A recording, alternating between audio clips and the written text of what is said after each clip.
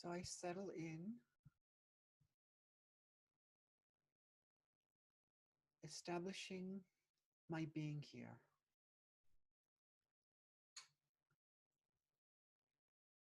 I establish my posture, releasing tensions in the body, and at the same time, establishing an upright position.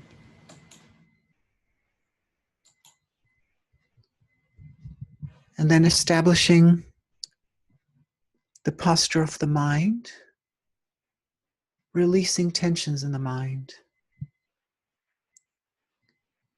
but paying attention.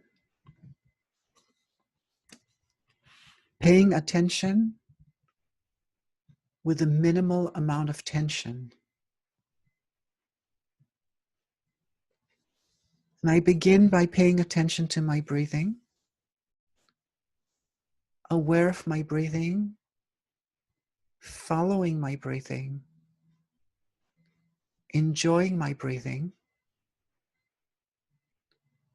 and at the same time just noting that I'm not controlling my breathing. So breathing in, I know that I'm breathing in. Breathing out, I know that I'm breathing out. In, out.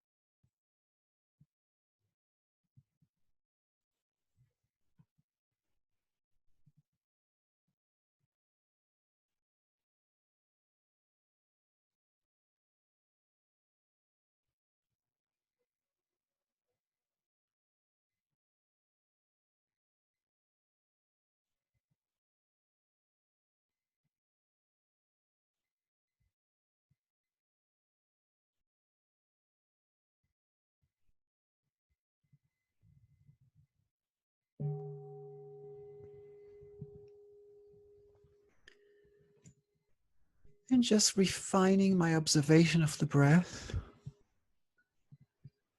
I now observe the movement of expansion and contraction of my chest and of my abdomen.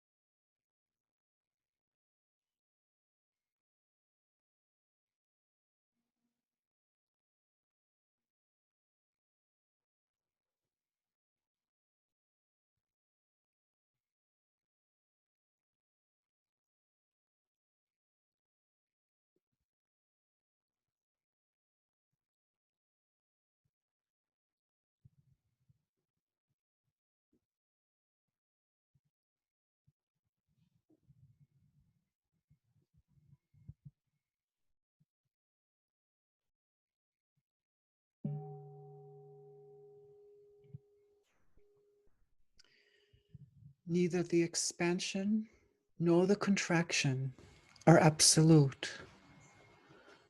They're only defined in relationship to each other.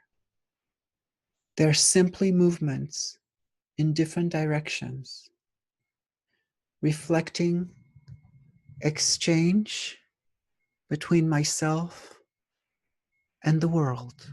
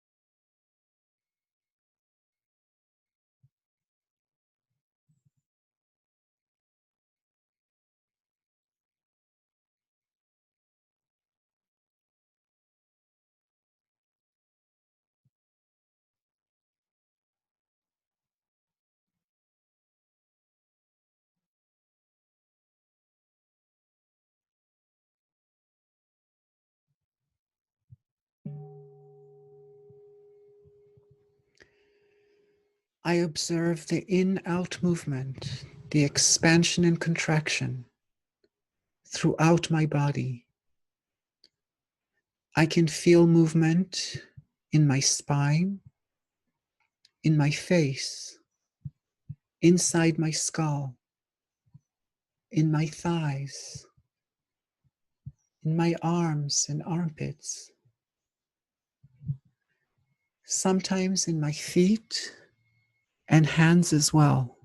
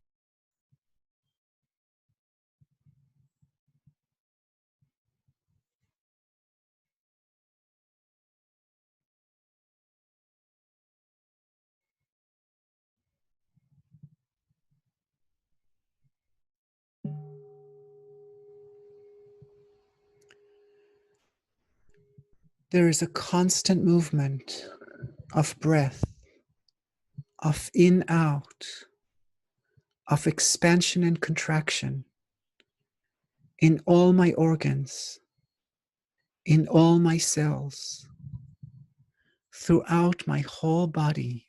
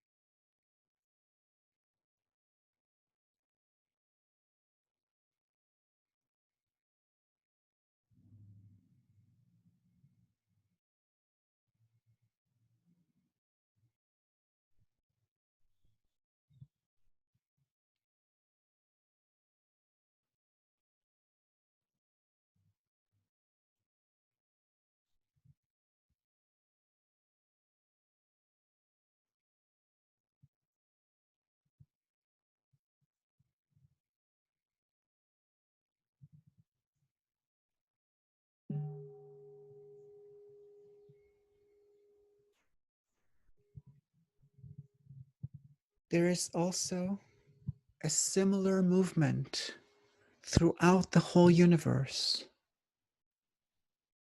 of expansion, contraction, in, out, exchanging. Oceans and rivers move in and out in phases,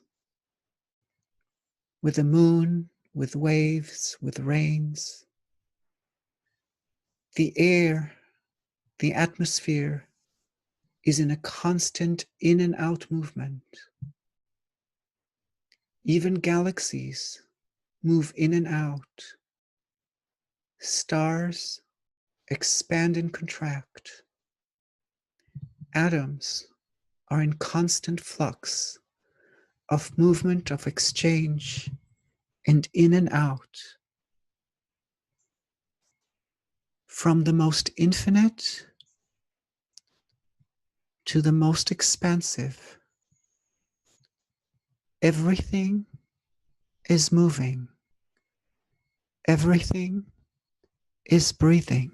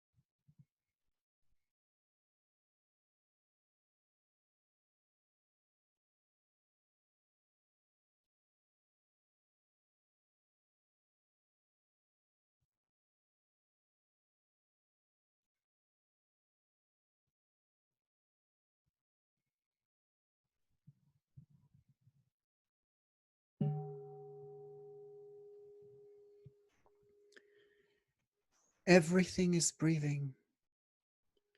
I breathe and I align myself.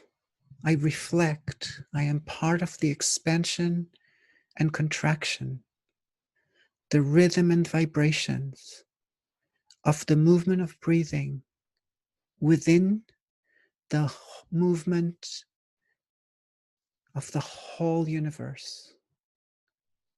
I am breathing, and the whole universe is breathing also.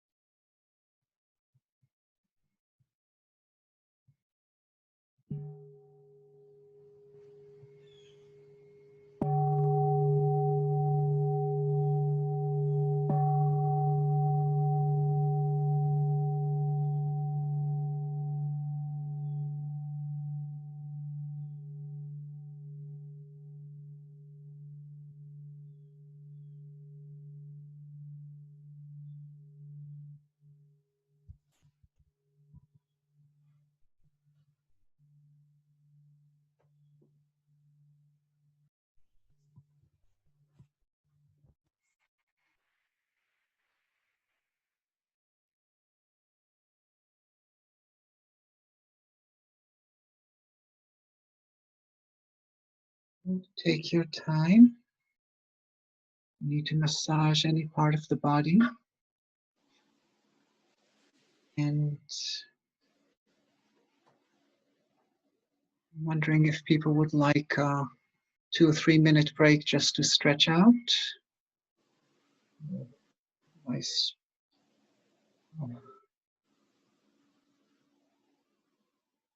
You want to voice an opinion, you're going to have to unmute. Oh, I see people are moving around. So let's take 2 or 3 minutes and then we'll resume. I'll ring the bell, let you guys know.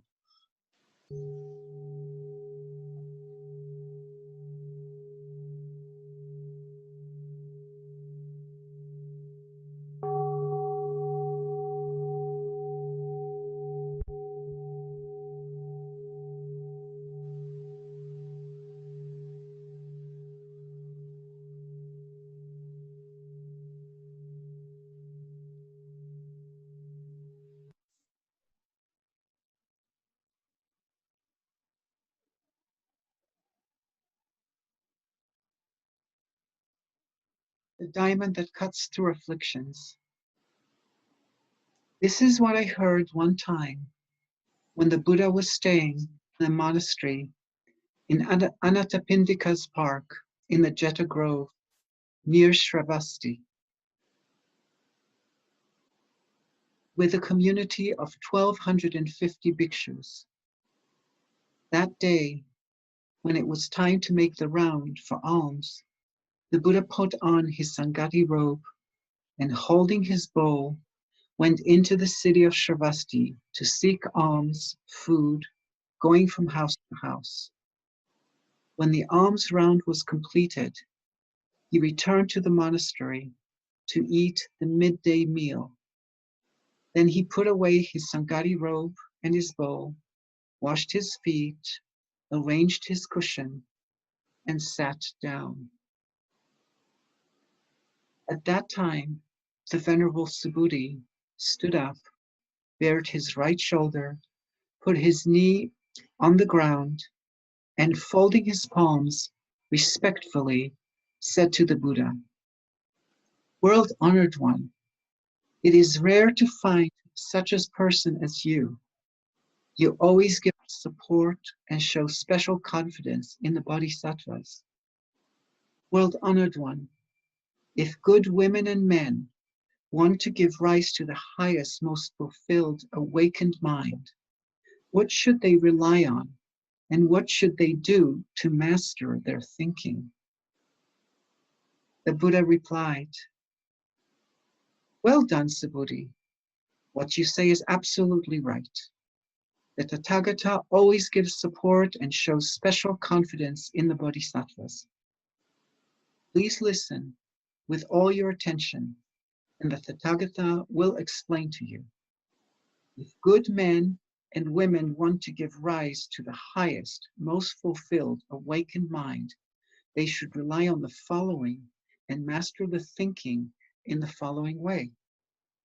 The Venerable Subhuti said, "Lord, we should be so happy to hear your teachings."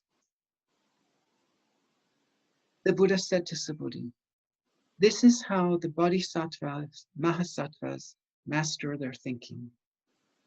However many species of living beings there are, whether born from eggs, from the womb, from moisture, or spontaneously, whether they have form or do not have form, whether they have perceptions or do not have perceptions, or whether it cannot be said of them that they have perceptions or that they do not have perceptions.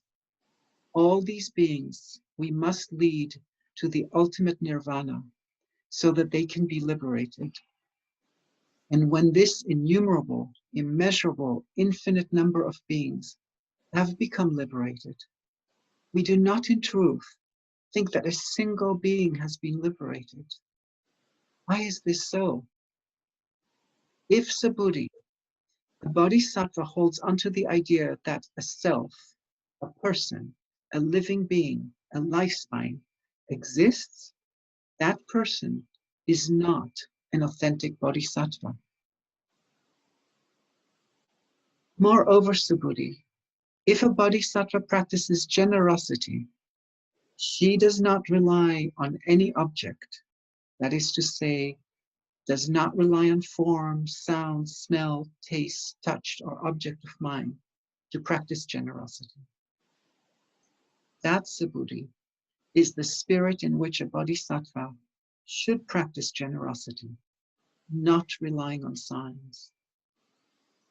Why? If a bodhisattva practices generosity and does not rely on signs, then the happiness that results from this virtue cannot be conceived of or measured. Subhuti, do you think the space in the eastern quarter can be measured? No, world honored one. Can the space in the western, southern, or northern quarters, above and below, be measured? No, honored one.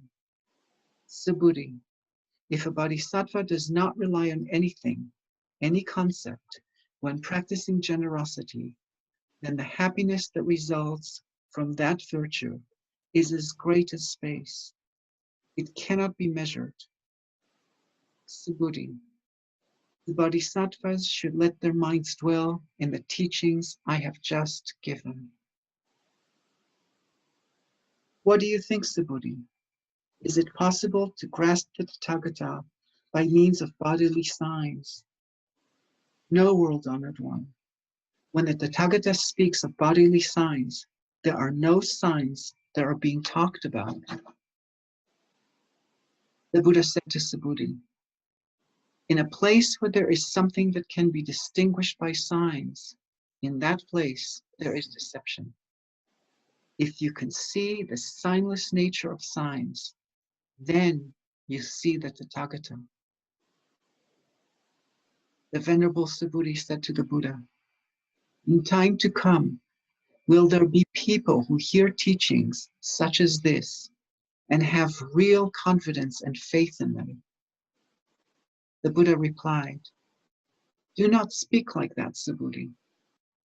500 years after the Tathagata has passed away, there will be people who are enjoying the happiness that derives from observing the precepts.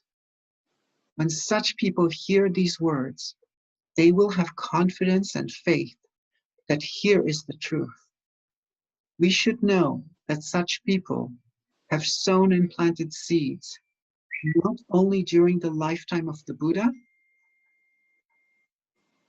or even 2, 3, or 4, or 5 Buddhas, but have in truth planted wholesome seeds during the lifetimes of tens of thousands of Buddhas. Anyone who only for a second gives rise to a pure and clear confidence when they hear these words of the Tathagata will attain to immeasurable happiness because of this virtue. Why? Because someone like that is not caught in the sign self or person or living being or lifespan. They are not caught in the sign of an object of mind or the sign of a non-object of mind. They are not caught in the notion that this is a sign and that this is not a sign. Why? If you're caught in the sign of an object of mind, you're caught in the sign of a self, a person, a living being, a lifespan. If you're caught in the idea that there is no object of mind, you are still caught in a self, a person, a living being, a lifespan. That is why we should not get caught in objects of mind or in the idea that objects of mind do not exist. That is the hidden meaning of the saying of the Tathagata. Bhikshus, you should know that the teachings I give to you are like a raft. All teachings and objects must be let go of, much less non-teachings and non-objects.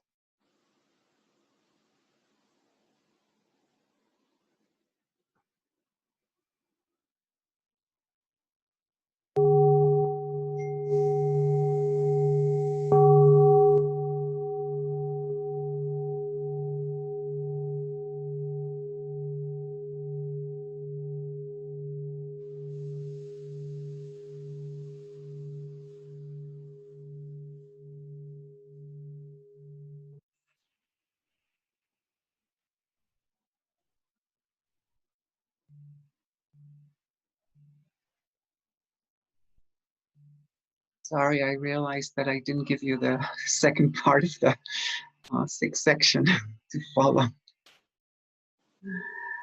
And actually, it might be worth looking at these two. Let me get back to the share here. There are two gathas in the Diamond Sutra. This is one, it's almost at the end, but not quite. That's actually on the on that section that was just read, that sixth section. Someone who looks for me in form or seeks me in sound is on a mistaken path and cannot see the Tathagata. And then the big famous gatha, which is the last verse, that, kind of, you see that in lots and lots of texts in different forms. A lot of Tibetan texts will have a very similar composition. All composed things are like a dream, a phantom, a drop of dew, a flash of lightning. That is how to meditate on them. That is how to observe them.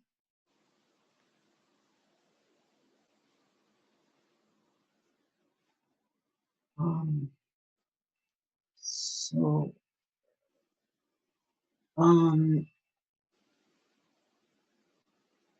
and just to say that I think it's the fourth section when the Buddha is talking about dana, about generosity. When often in Buddhist texts you see generosity, and it really means generosity in the six paramitas. So it's generosity is like the motherhead of the paramitas. So the the the, the essence is practicing paramitas with no signs. It's kind of like, so here we are, we have, now in Chinese, the paramitas, they didn't translate, well, okay, the word paramita in Chinese text usually is just transliterated. So they just found 3 characters to make it look like they're pronouncing in Sanskrit. So it's Bao Mi. That sounds a little like parami. Okay, and the words themselves are kind of like garbage. They don't mean much. They literally mean a wave that gathers at the honey. Okay, so there's no great meaning to that. It's literally a transliteration. But you do see them talking about the 6 degrees, 6 capacities, okay, as the 6 paramitas. So there are capacities that one can have. So it's interesting when they choose not to translate. The earlier translator of the of the sutras, when they chose a concept not to translate, they clearly didn't think that they sort of thought that it stood on its own, just like we like we say paramitas the same way. So it's just worth noting. But it's also worth noting that the Buddha is kind of, so how do I take these capacities?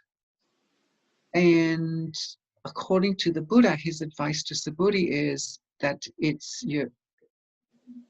they are done by not relying on signs. So that's really the subject of contemplation. Also, often we consider the paramitas as a way of crossing over to the shore of liberation, or the shore of, let's say, expansive mind. And that's really why I chose the meditation we had earlier, that it's not so much about expansion, contraction. The shore of liberation is not necessarily the shore of pure expansion. Because there's really, in some ways, there's no such thing. Expansion only exists with contraction. Everything, comes and goes and exchanges. But it's the shore of non-stagnation, the shore where things are not stuck. I'm not stuck on this idea or that idea, or this feeling. So it's not so much because, it's not like I, as a meditator, I'm breathing in and I'm expanding, and I got stuck because I only want to expand. So you have to breathe out. So, there's a movement, there's an in-out movement, and there's an in-out movement in everything. And it's more about aligning myself with that movement, and not being stuck. So looking at the paramitas as ways that acknowledge, and actually some of them very clearly acknowledge, that there is contraction and there is expansion. And it's not about crossing over just to expansion. It's crossing over out of stagnation, out of being stuck. more than anything else.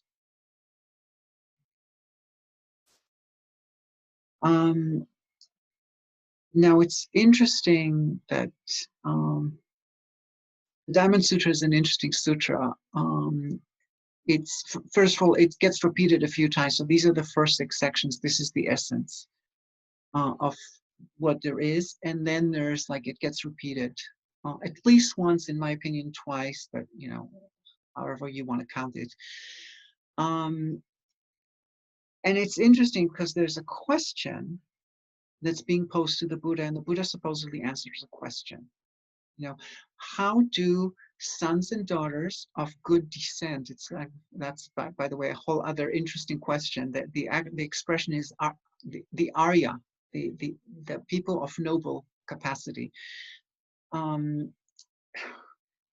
which sort of addresses a little bit of the questions that we often ask about how come the Buddhist world is not as inclusive. And there's an answer that says, even in the Buddha's time, that yes, there were some untouchables in the Buddhist Sangha, but for the most part, people need a certain amount of luxury time to be able to practice. If you're constantly working to make a living and trying to figure that out, it's going to be very difficult to also practice. It does exist, but the majority of practitioners already in the Buddhist time were people that came from noble families. So it's interesting for us to, especially now, to recognize that and look at that as we question the issue of it, including minorities, etc., in practice. So the question is, how do we master the mind? Is the expression is exactly. Let's see. What should they rely on, and what should they do to master their thinking? And there's 2 really interesting things here. Is that the Buddha basically says, okay, you asked the question on, what should they rely on? And I'll tell you what they should rely on. Well, let me tell you, they should rely on nothing. So it's kind of interesting, but the other thing and that's really the really interesting part of it, is that actually the Buddha answered the question before the question was asked. The Buddha actually, because the first section, so there's always this, thus I've heard, that this is supposed to be a testimony that Ananda heard this personally. We know the Diamond Sutra is an imitation of that Ananda did not write the Diamond Sutra, did not speak, did not repeat it, because it's a later sutra. But then there's this whole idea, it's like the Buddha goes on the alms round, he comes home, he washes his feet, he puts his robe, he sits, he has his lunch. The Buddha's done what the Buddha's done. This is what a Buddha does. This is a perfect description of what a Buddha does. The Buddha doesn't do anything crazy. The Buddha doesn't, because there's like the 32 signs of marks of a Buddha. The Buddha does not send his very, very long tongue from here to some other planet to teach the Lotus Sutra, although that does exist. But the Buddha just sits and, as we say in the Plum Village tradition, that the Buddha is just practicing mindfulness. This is it. This is how you master the mind. There's nothing else to be done.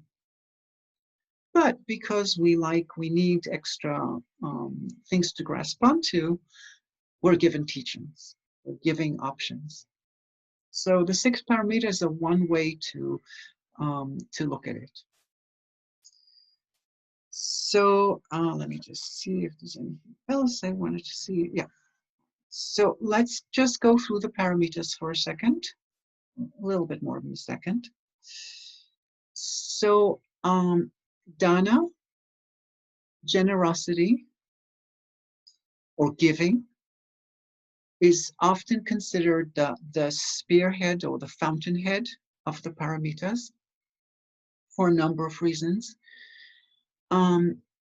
First, as Thai used to love to say, the real practice of Dana Paramita is when I see that the giver, the one receiving, and what is being given, there's no distinction. They're all one.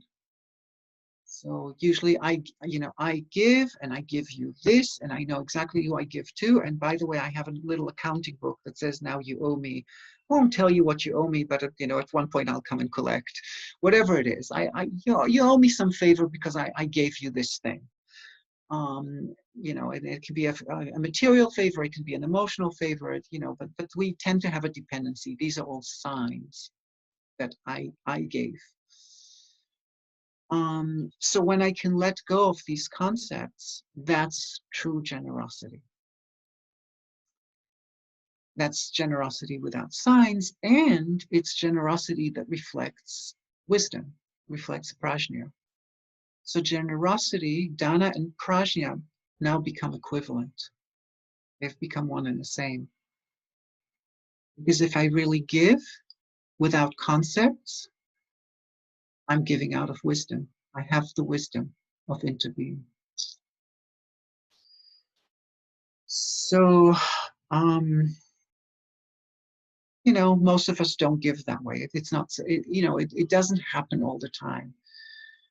But I can give, even if so like in the Judeo-Christian traditions, there is this idea, is it called teething, something, you give 10%. So you're going to give me the right word. Someone had a hand on. Tithing. Tithing, thank you. So, and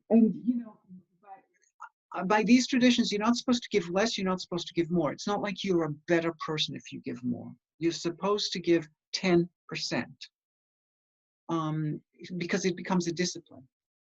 And almost to kind of safeguard you from this thinking of, by the way, if you give 20%, you'll get a better seat in the synagogue, which does happen, but that's a different story. So, but the idea is that we give because we give, because it's a discipline, and that's all there is to it. And you give so that so it's interesting. It's a little bit opposite of the idea of, non-expansion, non-contraction. I give so that I expand my mind. So I notice that I want to keep things. I don't want to give anybody because I want to protect my status, my material possessions, whatever it is.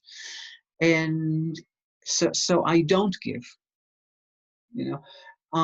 Sometimes I notice this is the season where I give things from my garden, and sometimes I notice that I, like let's say I picked up a certain amount of beets, tomatoes, whatever, and when I give them to people, I'll make sure, I don't want to give them the lesser looking ones. Because it doesn't look good, right? It doesn't reflect nice on me, right? It's not that I'm giving them it's still a sign, I'm still relying on the sign. I'll give them the better looking beets because, I don't want them to feel like, oh, I got the schleppy beets, the ones that got rotten or whatever. So I give them the better ones. That it can appear like it's the opposite, but it's the exact same game. I did the exact same thing. I just reversed it. That's all. And then looking at giving and with all the paramitas, giving as an expression of life. So, that's why no relying on science, because life just gives. So when I give as an expression of life force, I'm just part of life. I'm just reflecting life, just like my in and out breathing. That's when dana is real. That's when dana is a paramita. It carries me over to the other shore of non-stop.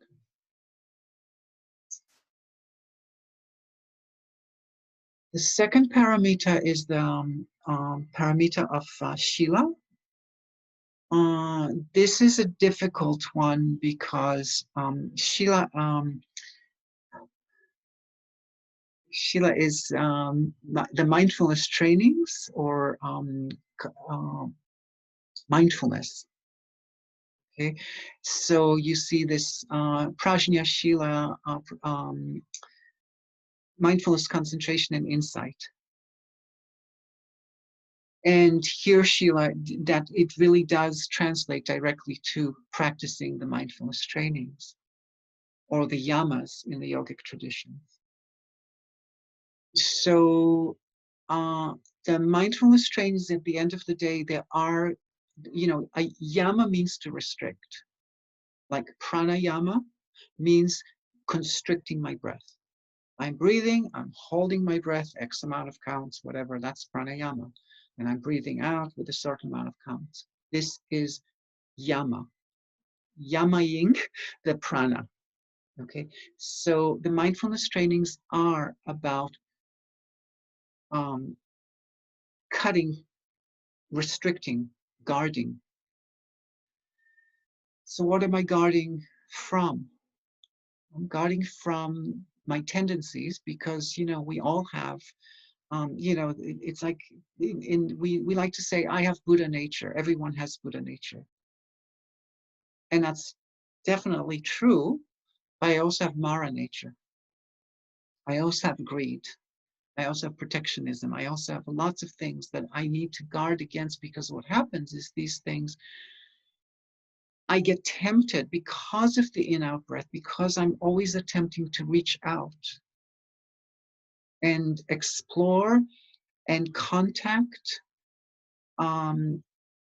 I am going to often do this in ways that are going to have bad consequences. So it feels like I'm expanding, like, say with consumption or with my sexuality or, with my speech. I may say something that, it feels like I'm going to get more if I just manipulate the conversation a certain way. I can reach out and get, expand. But in the long run, or at the end of the day, I'm actually just got stuck. So I'm trying to expand and I'm actually getting stuck. So that's what I'm guarding against. And it does get complicated because for us, because no one likes rules, or most people don't like rules. So that's where the trainings can have a lot of different ways of looking at them. One of my favorites is the whole discussion on meat eating within the trainings. For me, and it's a very personal decision. No one can tell you what's right and what's wrong. For me, I'm a vegetarian. There's no discussion on it. For me, within me, there's no discussion. Other people have very clear ideas about it. And if you want to look up, Tenzin Palmo has a very lovely video on YouTube on I Don't Eat My Friends. She's a vegetarian from the Tibetan tradition. And at the end, and she's a very, she'll give it to you as she sees it. She has no qualms about, saying things that are quote unquote politically incorrect. And she says, oh, all these high lamas, and and they live in India, there's plenty of food, and they just love beef. That's the reality of it. And they make excuses how in Tibet there's nothing else to eat. But they're not living in Tibet, they're living in India. What's the matter with them? She's like, really? Very cutting about it. And at the end, the guy says to her, he interviews her, says, well, would you say that being vegetarian is a prerequisite for enlightenment? And she's very honest. And she says, well, no. She says, I've seen some very high lamas who are really very and clearly very enlightened, and they eat their beef. So of course I don't like hearing it, but but this is her real experience. So you know, these trainings are subject to interpretation. They're not, you know, they're not absolute truths, just like the Buddha says. The teachings are meant to be let go of. They're just there as some guidance for me to contemplate and see what it does for me. Okay? So the way I would say the motherhead of the fountainhead of the train of Shila is ahimsa. You know, there's 5 trainings: the training of ahimsa, of non-harming, non-killing; the training of satya, of truthfulness, of loving speech, deep listening; the training of asteya, of non-stealing, of non-exploitation; the training of brahmacharya, of sexual purity, if you like, of obviously very controversial as to what is pure. You know, it's very socially dependent what is pure and what's not, but non-exploitation, let's say, in sexual conduct; and aparigraha, of non-greed, of observing my consumption. But the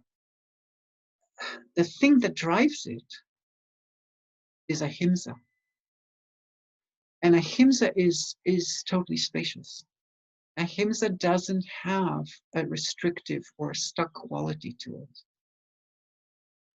So, so it's a lot easier to sort of look at it from the perspective of ahimsa. So the trainings are meant to get us to the other shore, not because we're, you know, because I'm behaving according to some principles, but because I'm guarding my mind from the temporary illusion of, if I can only get that extra chocolate, everything will be so fabulous, you know. So it kind of guards you against the chocolate headache the next day, something like that. And the third paramita is shanti, which we worked on in a meditation 2 weeks ago. Shanti is patience or forbearance. Let me see if I can do the characters for a second, just because they're useful to see how different cultures think of them. Okay, so the middle one, Shanti, is Ren rule. Ren is to endure, and it literally has a knife at the top, or actually it's the handle of the knife, and the heart underneath. Okay? So to be able to endure, it literally means to endure, to be able to have a knife in the heart, and to recognize that not all knives can be taken away. Some knives are there, you know, that some things in my life, with my karma, with my whatever it is, I have certain arrows that are in my heart. And if I even try and pull them, I mean, sometimes, you know, you can do psychological work and try and take some of these arrows out. Some of them you can't, and you just have to soften your attitude around them and create space around them so that they're not screeching at you. You know, and that's, you know, and also to recognize, you know, if the first noble truth of the truth of suffering is there, it means that there is going to be suffering in my life. So being able to embrace suffering and touch suffering without running away always. You know, it's, you know, it's developing that capacity. So here is a capacity that is very clearly about constriction. The knife in the heart is immediately constricts me, and it's about creating the opposite movement, so that I don't have to get stuck in this one knife. And I think we talked a little bit about that 2 weeks ago. This is a paramita of what I call creating sacred space. A sacred space is a kind of space that is never limited. No matter how much you take a room, no matter how many people you try and stuff into that room, there's going to be more space and plenty of space for them to be. So whether you see that in the Vimalakirti Sutra, where all these disciples of the Buddhas come to this humble little room that Vimalakirti has, and suddenly he expands the room and everybody has these lovely, gorgeous seats to sit on, even though maybe only 4 people could have fitted in the room, and suddenly there's 1,000 people there with incredible, very spacious seating. You see that in the Lotus Sutra, the same concept, that space just expands. You actually see this in the Judeo-Christian traditions also. There is description when the Israelites leave Egypt and they carry with them a tent that is the dwelling place of God. I don't know if that's where the smoke comes from. I'm not exactly sure. I wasn't there. I can't tell you the details. But, there's a description. So this thing is like built. They're very clear. It's 10 feet by 10 feet, let's say. And then they describe all the stuff that goes in there. So you have the altar that is the X amount of feet, and you have the blah blah, and you have the blah blah, and you have the blah blah. You have all the accoutrements that the priests need to do the rituals, and like they clearly go way beyond the 10 by 10. There's just because if it's a sacred space, you can keep putting things in there. There's just tons of stuff will fit in. And there's another description also from the Jewish tradition, in the Bible, it talks about how on the Day of Atonement, the people go up to Jerusalem and they're supposed to, they prostrate. And, but so they come up and they stand and they're standing like sardines. Everybody's touching each other, but suddenly it's time to do the prostration. And there's space for, because, if you're standing up, If you're prostrating, you need a lot more space. But there's space. Why? Because it's the holiest of holies. There's going to be space. So the heart is a sacred space. The heart always has more space. The heart you can always expand. Doesn't always feel like I can. Sometimes it really feels like, no, there's just no way. So Shanti is that recognition. I can expand the space in my heart. It's totally possible. So there's a knife there. Just one more implement for the priest to do whatever they do with it. Actually, I don't want to think what the priests do with it. But you know what I'm saying. It's just one aspect of life. There's always more. So when I'm in alignment with the movement of all of life, that knife in my heart is not as big deal. So there's the story that the Buddha talks about, and that Thai has in the description of the Paramitas about, if you put salt in a cup of water, the water tastes salty. But if you put the same amount of salt in a lake or a river, the arrow disappears. The salt is like non-existent. I just have to make the space larger. That's all. And then there's the capacity, the paramita of virya, of effort. So I'm not sure if I gave the translation in Chinese on this slide. Let me just see for a second. And unfortunately I didn't, but sorry. Stop the share, no need for that. It's Jingjie, Jingjin, which means to advance my essence. It's interesting, and we call it right effort or right diligence. And that's what I mean, that the Chinese have very, very clever ways of translating. How do I advance my own essence, my Buddha nature? That's what virya means. The effort to make my Buddha nature come through.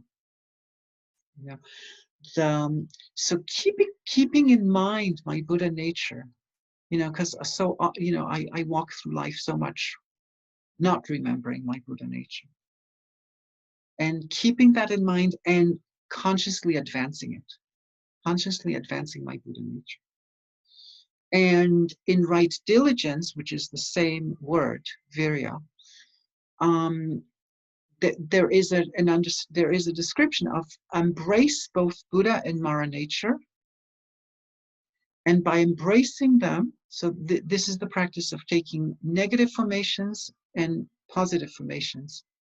A negative formation, my Mara nature, if I embrace it, it doesn't come up so much. And when it does come up, it relaxes because I gave it space. And it goes back to the Alaya Vijnana. But it takes effort to, first of all, recognize. And sometimes as practitioners, we don't do a very good job of recognizing because we want to be, we want to be lotus. You know, we want to be nice lotuses walking around, so we sometimes don't see our shadows, the shadow sides of things. So it is about recognizing the shadow and embracing it so it doesn't control me. And then when a positive formation, to encourage positive formation, like love, understanding, compassion, caring, recognize them and embrace them so that they last longer in the mind consciousness. So it's interesting that with right effort, the tool is the same. The tool is give it space, embrace it. Whether it's anger or fear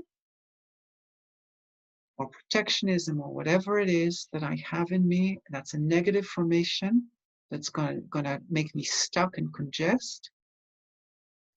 I give it space, it goes back to the store consciousness.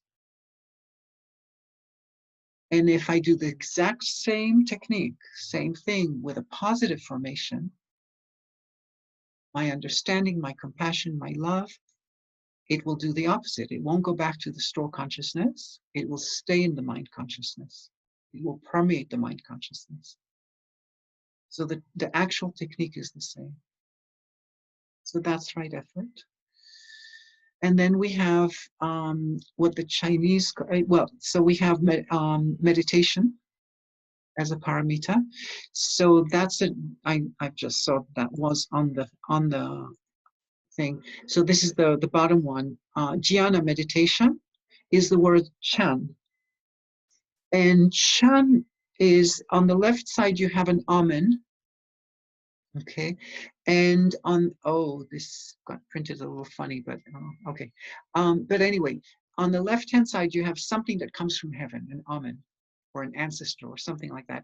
And on the right side, you have a single, one ancestor. And then the other word is ding, concentration, or to fix. So first of all, it's interesting that the Chinese made a very clear choice in translating jhana.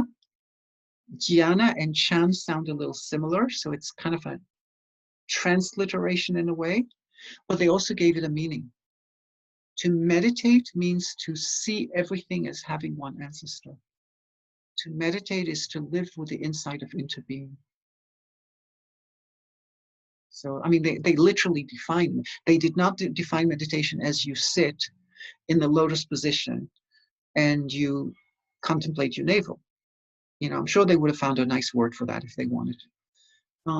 They said something else, but they're also saying some meditation, we as meditators, this is actually interesting because we as meditators see meditation as very expansive, but we're also actually saying the work of meditation is going in. So again, this in and out movement constantly exists. And the paramita here is to some extent is on the ding part, on the concentration part, that I have to fix it. Because it's easy to meditate for 3 minutes or 3 seconds, but to keep at it, to keep stopping, to keep stopping, to keep stopping. And revitalizing and renewing my mind. That's the paramita. So the paramita is not about, look, I can be a fabulous meditator and look at me. and look, and I can do this for an hour, because, we all know that there's the time wars on meditation. It's like, look, less than 60 minutes just doesn't count on a retreat. It's like, I sit at home 60 minutes twice a day, and I go, well, that's very nice. That's lovely for you. What else do you do in life? It's just, there's nothing wrong with sitting for 20 minutes. There's nothing wrong with, and that's not even meditation necessarily. Meditation is who I am. Meditation is not what I do.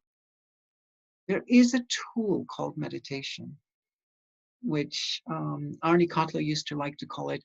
It's like going to the gas station. You get some gas, then you drive the car. So sitting is the place where I get gas so that it inspires the rest of my life. But the meditation is the rest of my life, is what I do with that gas.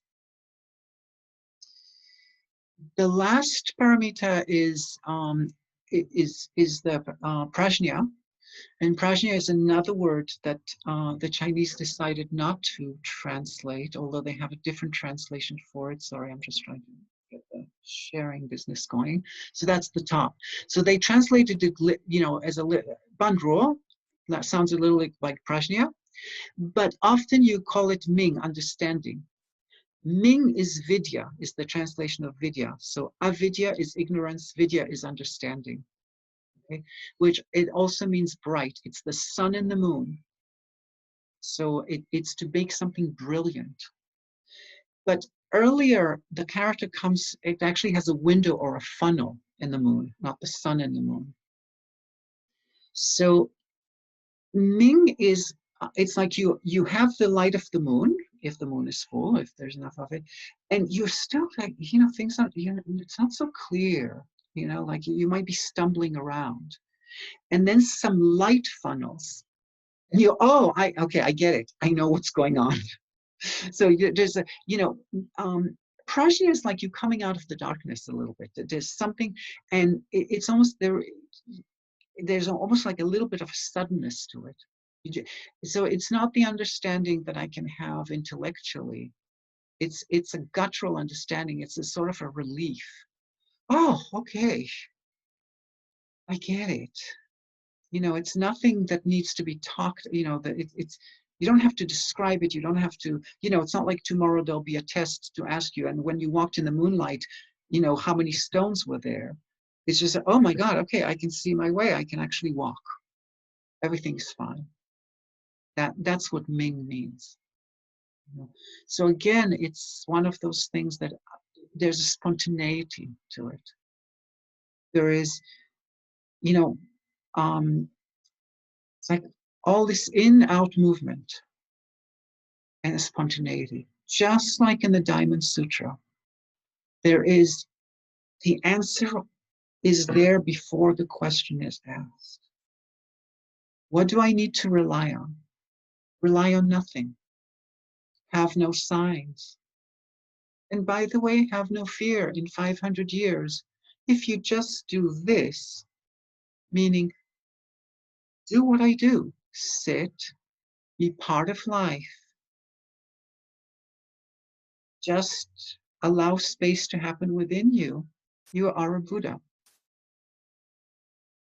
So those are, that's what I had to say about the 6 Paramitas. I don't know if that was useful.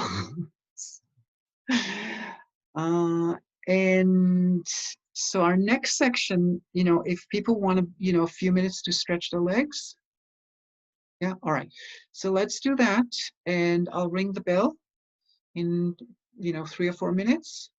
And then we'll do another meditation. If you want to do, it won't be a meditation like formal meditation sitting. So it's more like a contemplation to look at each paramita and how it affects me in my own life. And then if you want a piece of paper or something to write anything, feel free to do so. So enjoy.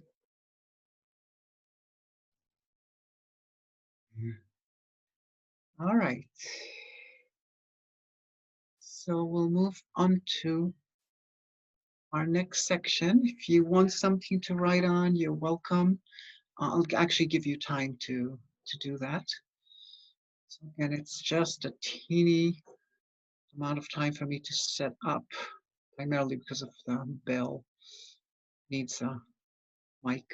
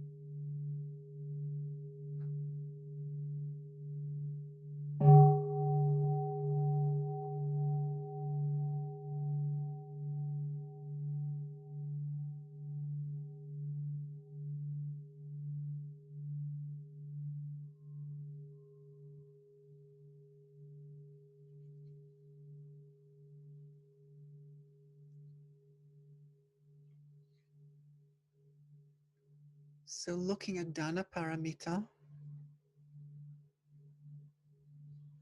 at giving, generosity,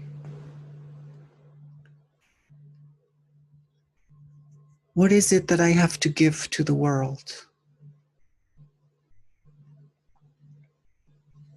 What would I like to give?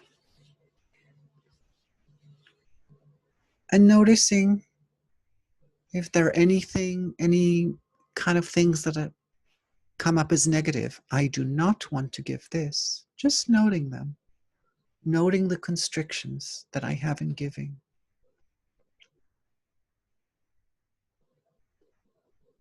What is it that I must give in order to express who I am? What is it that I must give up?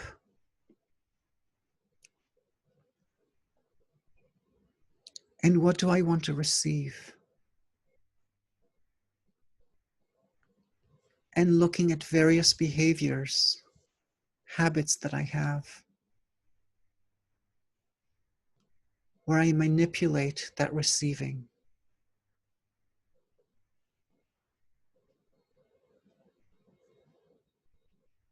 So how can I want to receive without the attachment to receiving it and allowing it to be spontaneously received or not?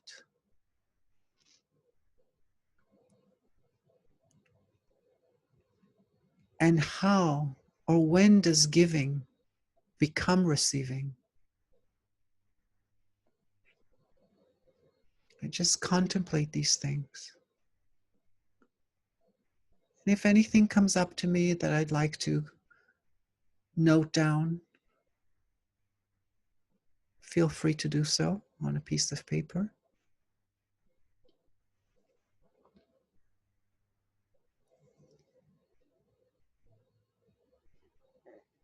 And contemplating, what does giving mean? Giving without reliance on signs.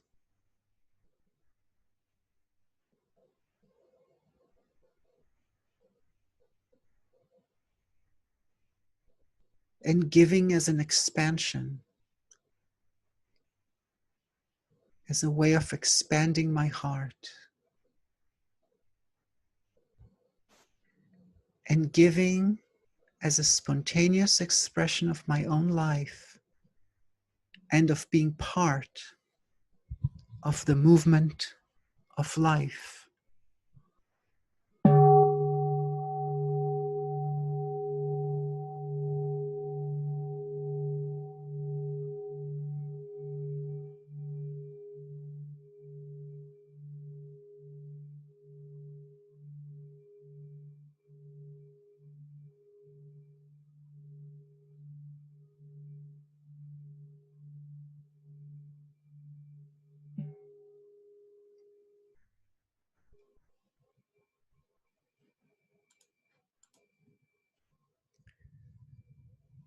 and looking at Shila, contemplating Shila,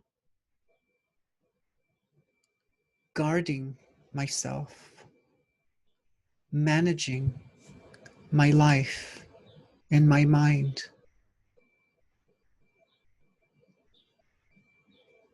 recognizing both Mara and Buddha within me, my tendencies in both,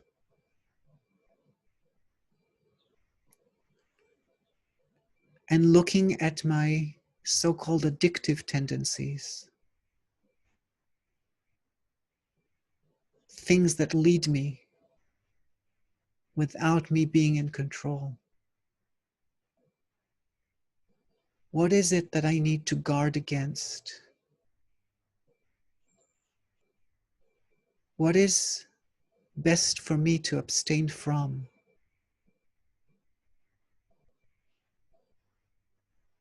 What do I need to manage?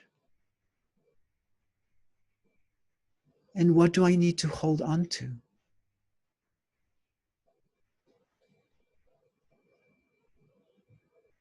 And doing that also in light of my aspirations.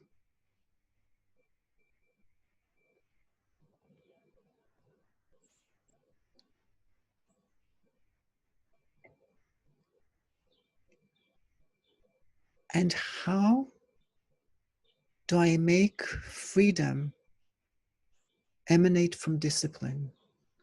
Freedom from within discipline.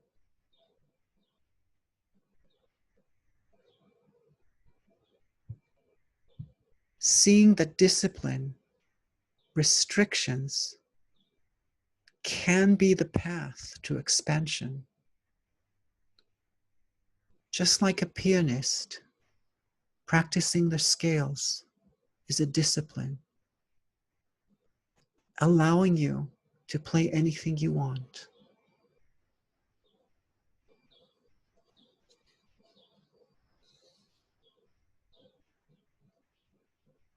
And contemplating ahimsa, non-violence, non-hurting, without reliance on signs, as the spontaneous expression of life within me.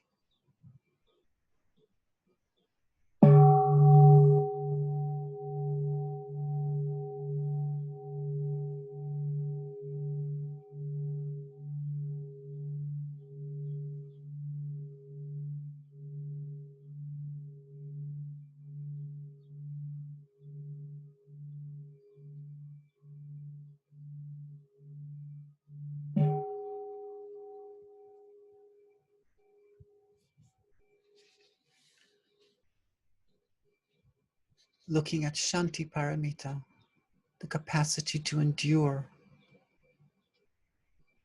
to include, having patience. What are the arrows, the insults that are in my heart? How do I normally react to these insults, to these arrows?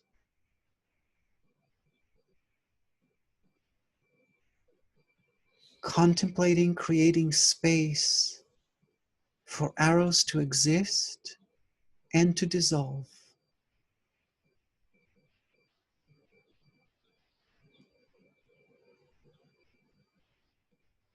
Contemplating my heart as a sacred space, always capable of expansion.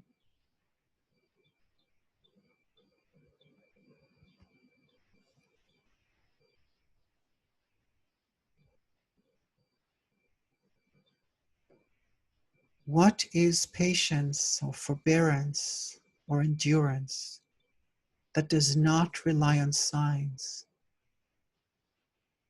that is just spontaneous?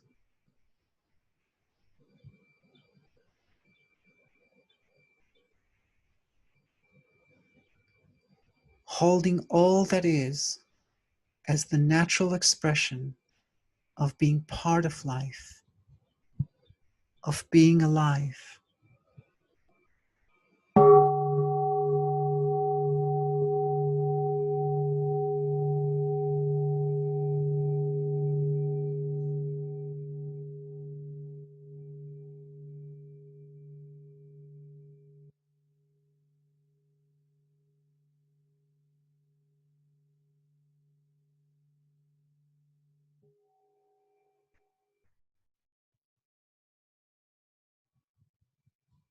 and contemplating virya, diligence or effort. Looking at the energy, the determination in me to bring forth the essence of the Buddha within me. Looking at my habits and how I cultivate them. Recognizing negative formations like fear, judgments, anger, impatience. Looking at my ability to embrace and calm negative formations.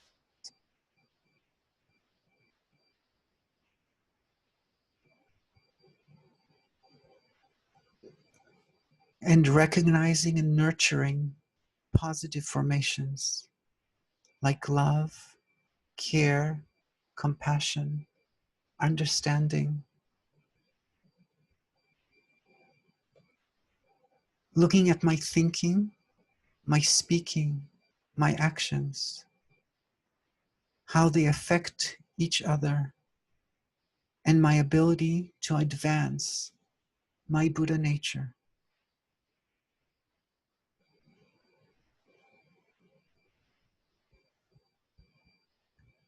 Contemplating the cultivation of the Buddha nature within me without reliance on signs. The spontaneity of the Buddha within me.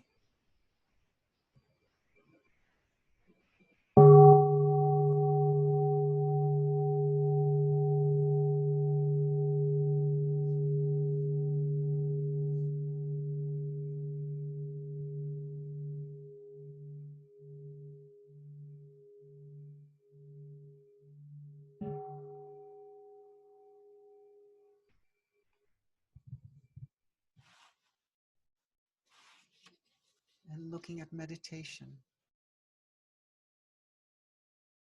recognizing concentration and spaciousness in me.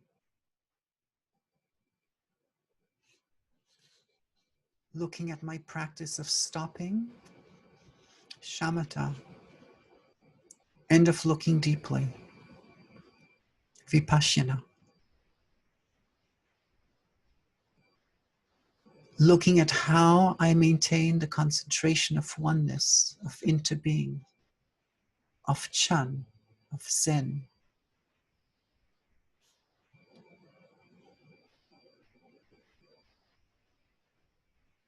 Meditation is the expression of my life, of all life, of my belonging to life.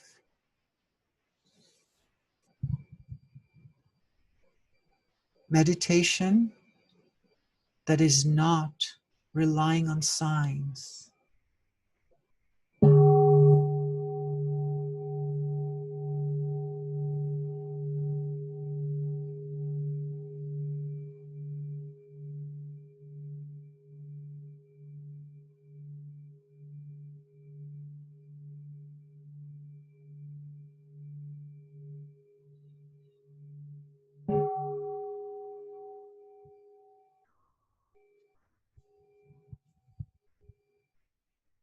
And looking at prajna, cultivating the light of interbeing within me, the light of understanding.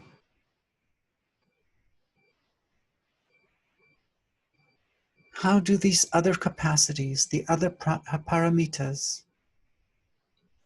allow for my light to shine, to come through, to be expressed, to be lit? How does my understanding allow for the emergence of the other paramitas?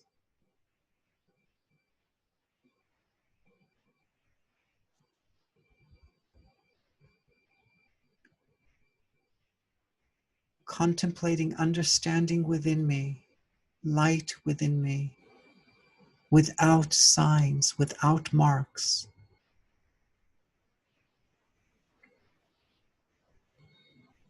contemplating understanding as the natural, the spontaneous expression of life.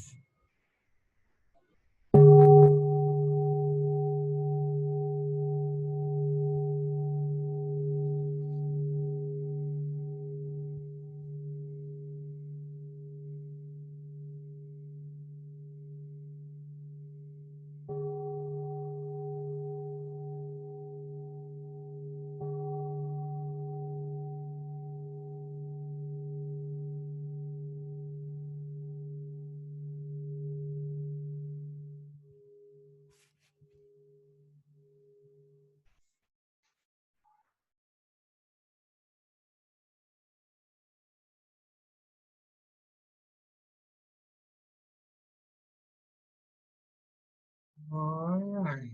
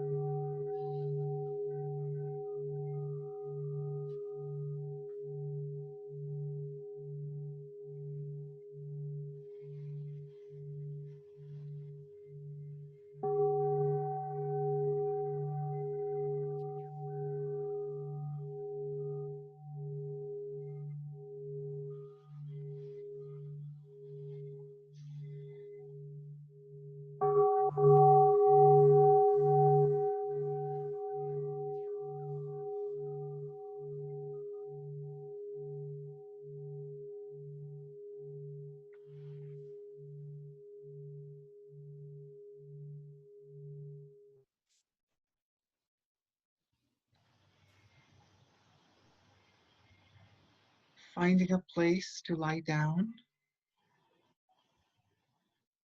perhaps with some cushions under your knees, and a small cushion under your head.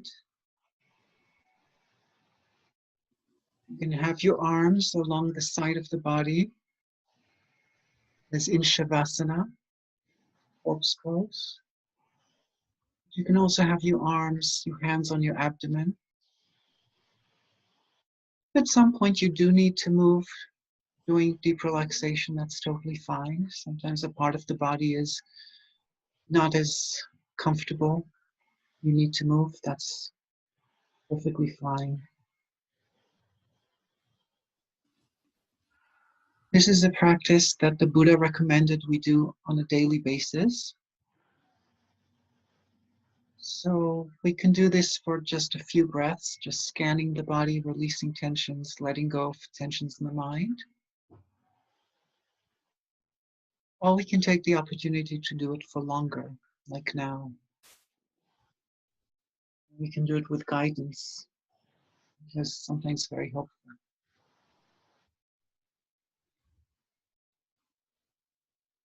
I begin just feeling my whole body, the whole back of my body, releasing into the ground.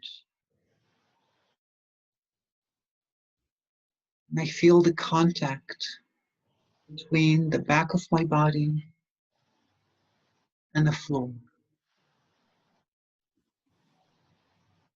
There is that space that is neither me nor the floor, yet it is made up of both, that contact space. I let my mind rest on that contact space between me and the floor.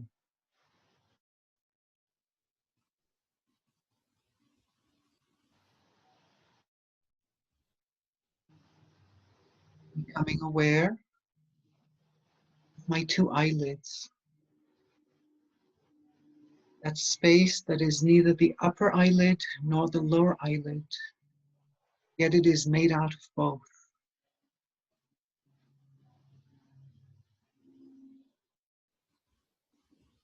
And then I let that go. Becoming aware of my whole back of my body and the contact with the floor. Aware of the two eyelids, And then aware of my two lips, the contact between my two lips, upper lip, lower lip, and the contact between the two lips. It is neither upper nor lower, and yet it is both.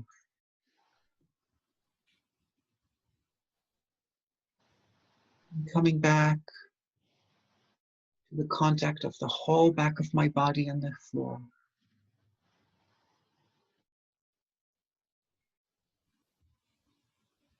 Letting the eyes sink down towards the back of the skull. Let that sinking of the eyes send a wave of relaxation, of heaviness down the back of the neck, through the whole back. Feeling heavy and sinking, and yet also floating in light, as if I'm lying on a cloud. Heavy and sinking, and also floating in light.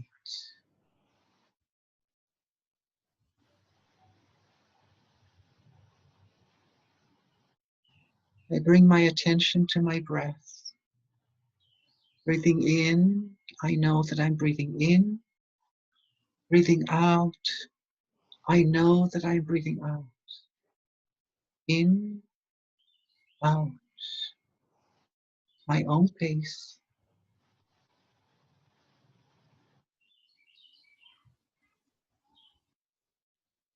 And I observe the rise of the abdomen as I breathe in, and the fall of the abdomen back towards the spine as I breathe out. Breathing in, abdomen rising. Breathing out, abdomen falling. I let the rhythm of abdomen rising and abdomen falling soothe my whole nervous system and relax my mind.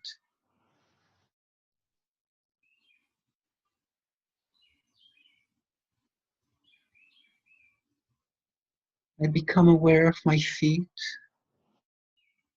my toes, my foot. I scan my feet. I look for any tension in the foot. And then I mentally release the tension in the foot. And then I let go of the foot mentally.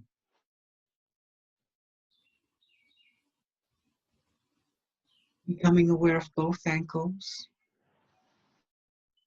Infusing space into the ankles. My mind's eye. And then mentally letting go of the ankles. Becoming aware of the lower leg, the shins, the calves.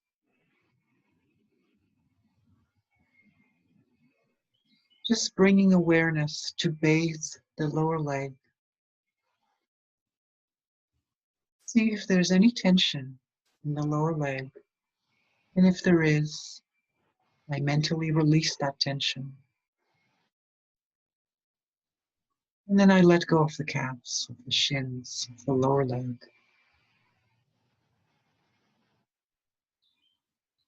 To bring my awareness to my knees, allowing the knees to open and be infused with space, relaxing the knees. And then releasing, letting go of the knees in my mind. Becoming aware of the thighs, the inner thighs, the outer thighs, the top of the thigh, the quads, the back of the thigh, the hamstring. Our bones, there is a bone in the middle, our blood vessels, nerves, muscles. I observe the thigh, releasing all tensions in the thighs, then letting the thighs go. Becoming aware of my hips, infusing my hip joint with space, and then letting the hip joint go. Aware of my buttocks, relaxing the muscles of my buttocks, releasing tension in my buttocks, releasing tension in the whole leg, from the hip all the way down to the tip of the toe, and then letting the legs go.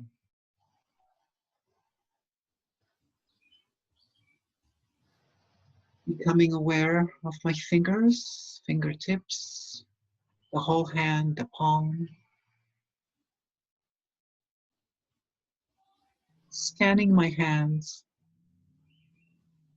If I find any tension in my hands, I just mentally let it go, invite it to be let go.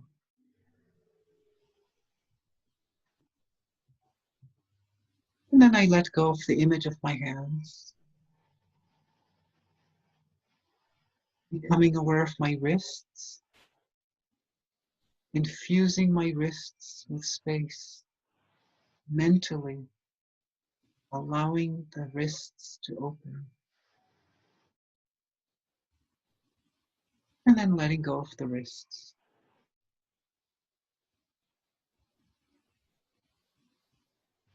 Becoming aware of my forearms, all the muscular movements and ligaments that are constantly working, moving my hands. Scanning my forearms, releasing tensions in my forearms. And then letting go.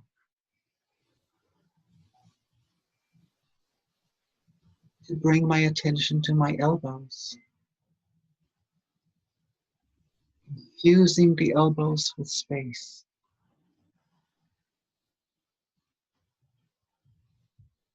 And then letting them go. Mentally letting the elbows go. To become aware of my upper arm, the triceps, the biceps. Noting if there's any tension here. And if I find tension, I just let it go.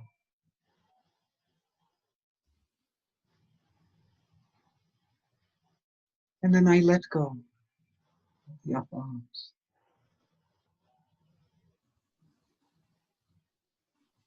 I infuse space into my shoulder joint,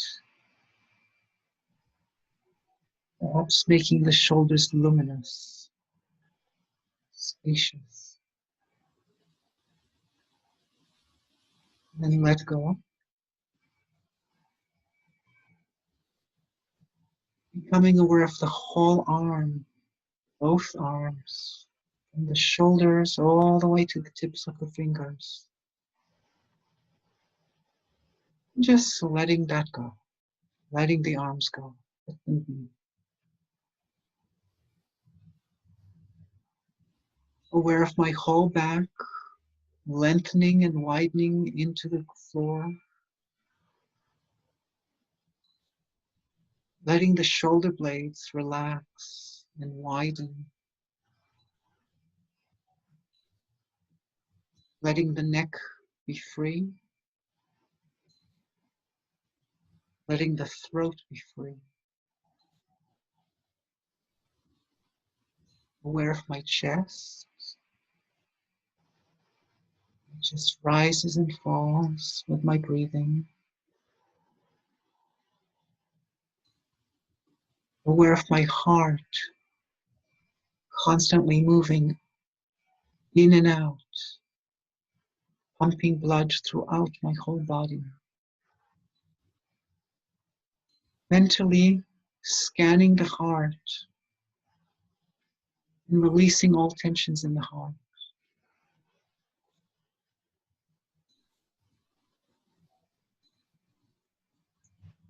And letting go of the heart,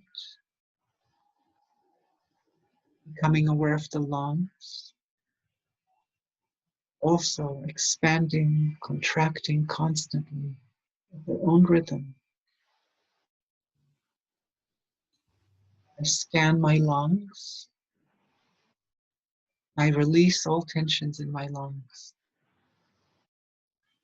Throughout every cell, every alveoli in my lung, just relax and let go.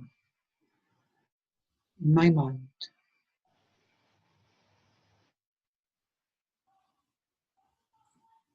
becoming aware of my diaphragm under the lungs that moves up and down, inflating and deflating my lung.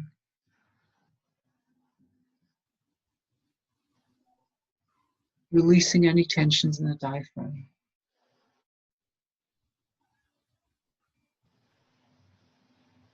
Aware of my liver just under my diaphragm on the right side, like a big sponge with lots of blood. Releasing the tension under the ribs on the right side, releasing the tensions in the liver. Allowing the blood to just flow into the liver, be detoxified.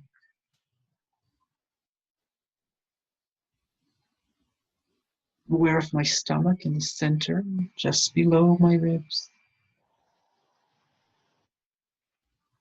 Aware of my intestines, constantly filling and emptying, constantly breathing. Releasing the tensions in my intestine. Aware of my bladder, also filling and emptying, breathing. Releasing tensions in my bladder.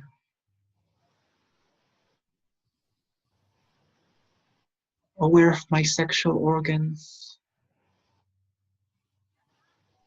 releasing tensions in my sexual organs and throughout the whole lower abdomen.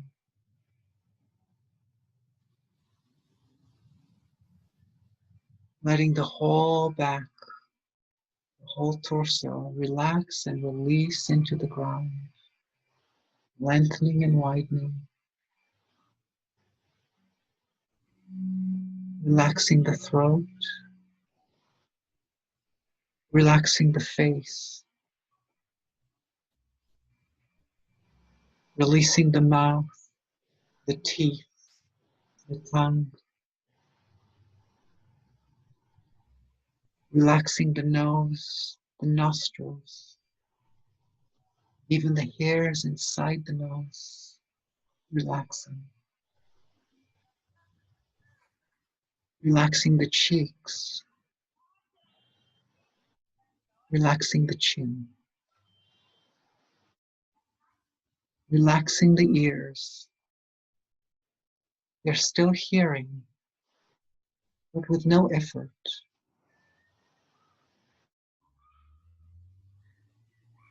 Relaxing and releasing the eyes, the eye sockets, the eyelids, the eyebrows. Relaxing the forehead. Relaxing the whole head. Releasing it into the ground. Releasing whatever is inside the head into the ground. And scanning my whole body, from the top of the head to the tips of the toes and the tips of the fingers, just once more. Releasing any tension if I find it. And then letting go of the body. Mentally let go of the body. And bringing the attention to the breath body. Just observing the breath, seeing if there's any tension in the breath. Sometimes the breath is smoother, sometimes less so. Just mentally releasing tensions in the breath, and holding patterns in the breath. And then let go of the breath.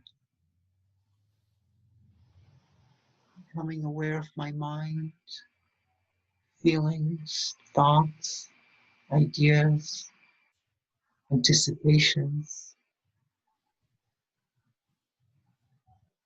Just scanning the content of the mind. And when I see any tension, just release the tension. Let it go. Relaxing the mind, opening it up, allowing it to dwell in infinite space. And then let the mind go. Arriving at that last layer, the Anandamaya Kosha, the layer of bliss. Nothing to do, nowhere to go, just be here.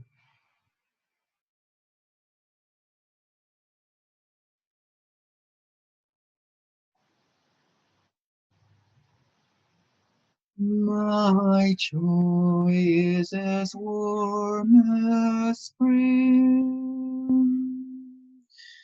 It makes the flowers bloom throughout the earth. My pain is a river of tears, so vast it fills all 4 oceans. Please call me by my true names, so I can hear all my cries and laughter at once. Please call me by my true names, so I can feel that my pain and joy are one. Please call me by my true names, so I can wake up and the door of my heart can be left wide open. Please call me by my true names, so I can wake up and the door of my heart can be left wide open. The door of compassion, the door of compassion.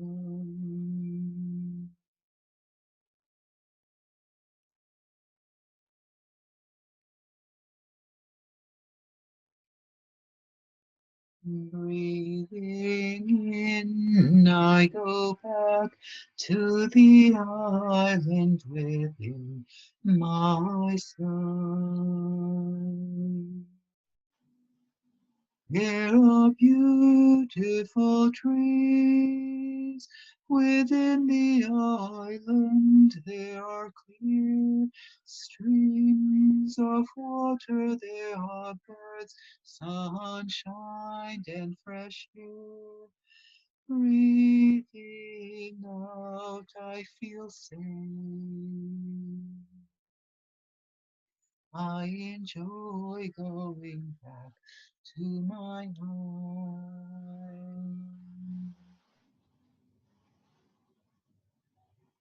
Breathing in, I go back to the island within myself.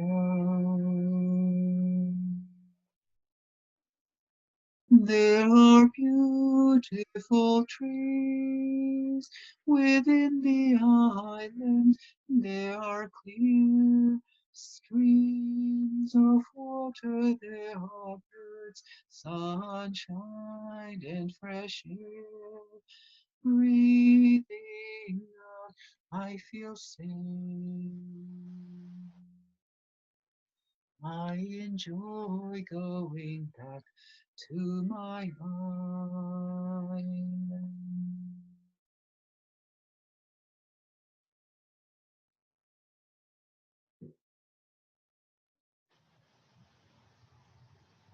I smile to the star that's still shining in the sky, to the sun that slowly guides us out of the night,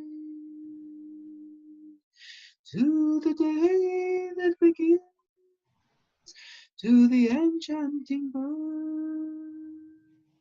I smile to the world, and the world smiles to me.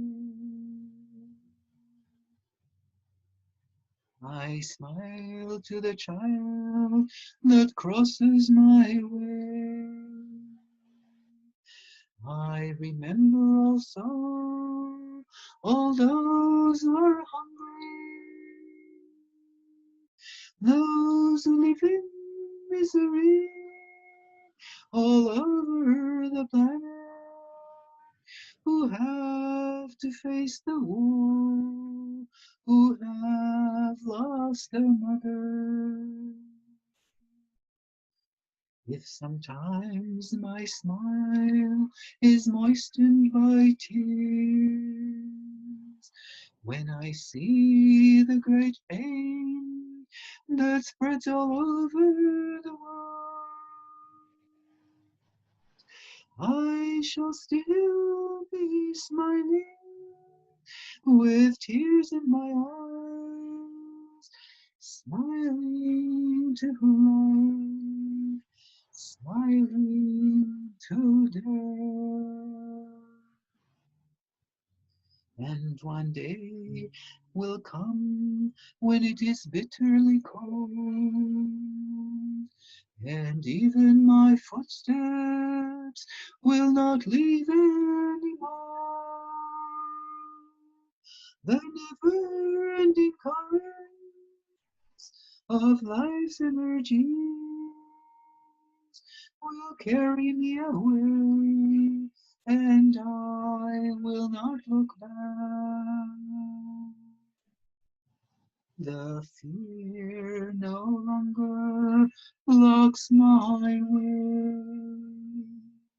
My heart finally opens very wide, and I shall become the smile of the earth, of the flowers, of the birds, of the sun and the rain. And one day, perhaps, in a very small child,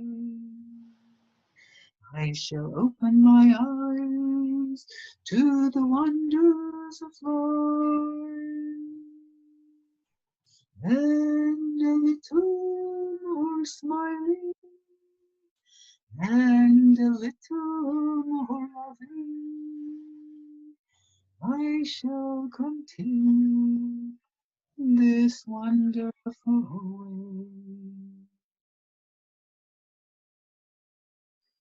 And a little more smiling, and a little more loving, I shall continue this wonderful way.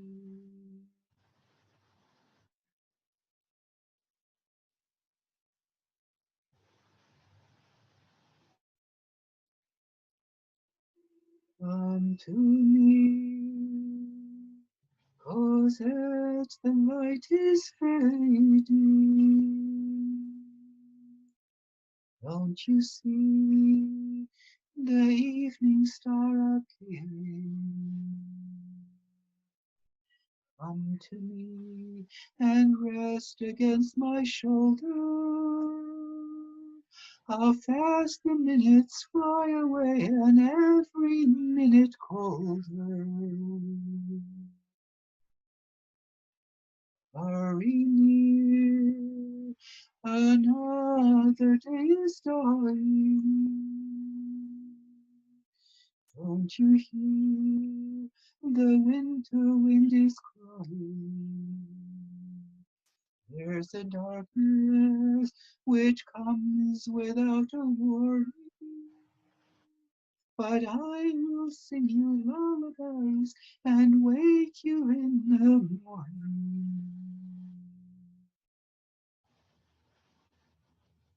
Take my hand and lead me to salvation. Take my love, for love is everlasting. And remember the truth that once was spoken. To love a person is to see the face of God.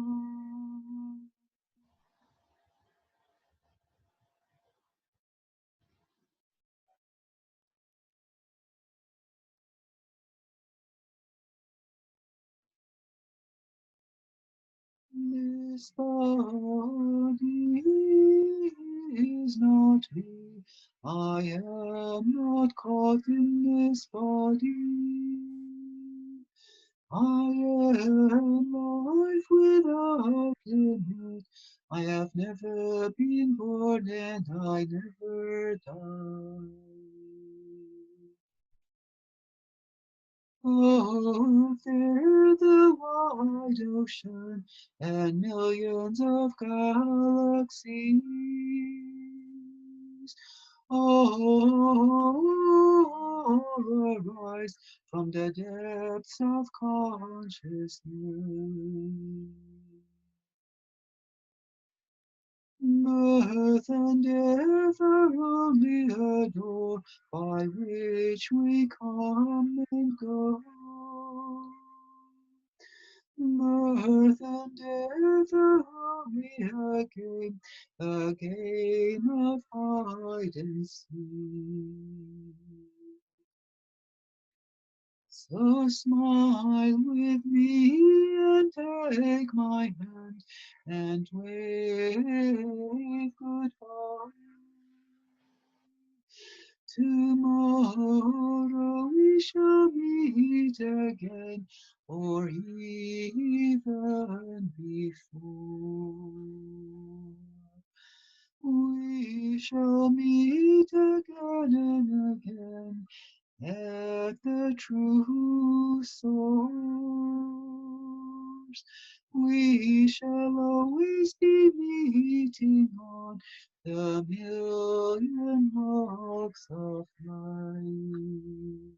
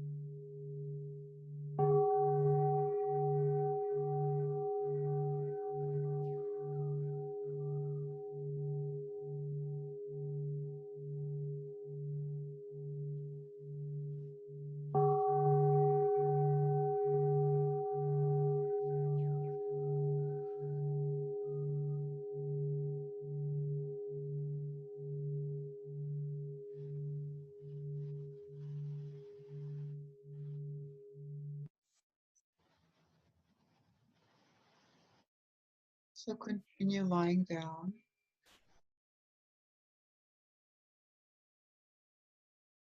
Becoming aware of the breath again. Breathing in, I know that I'm breathing in. Breathing out, I know that I'm breathing out. And through the breath, becoming aware of the body. Breathing in, my abdomen rises. Breathing out, my abdomen falls. Expanding the awareness through the body. That's wiggling the fingers and the toes.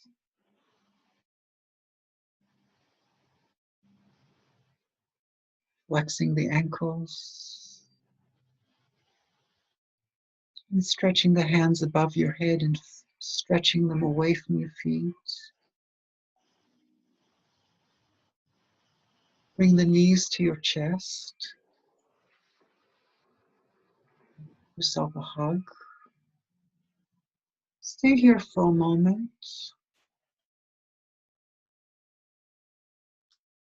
As you're aware of your breath, you might be aware that one nostril is more open than another.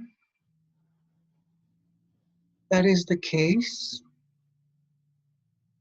roll over to the side of the nostril that is more open and stay here in a fetal position.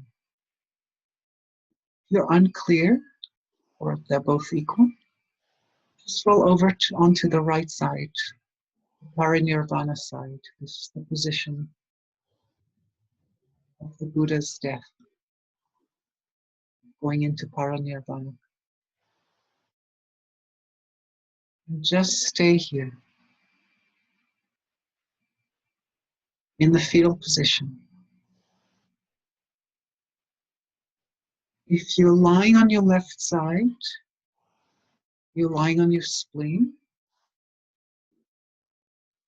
which is a big lymphatic organ, contains a lot of blood. If you're lying on the right side, you're lying on your liver side, which is also a large lymph organ, a semi-lymph organ. It contains lots of blood. Let the blood come back into either the liver or the spleen, renewing your blood, renewing your consciousness.